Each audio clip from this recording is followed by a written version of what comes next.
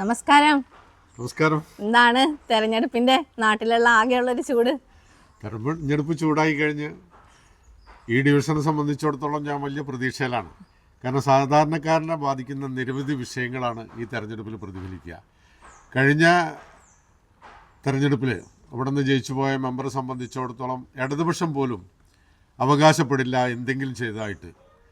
കാരണം എനിക്കത് വളരെ സൗകര്യമാകുന്നുണ്ട്.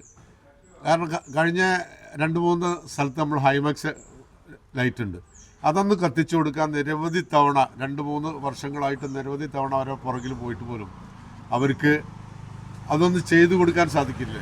അതുകൊണ്ട് തന്നെ എന്നെ സംബന്ധിച്ചിടത്തോളം വളരെ സൗകര്യമാണ്. എവിടെ പോയാലും വളരെ സ്വീകാര്യതയാണ് എന്നെ സംബന്ധിച്ചൊന്നും ലഭിക്കുന്നത്.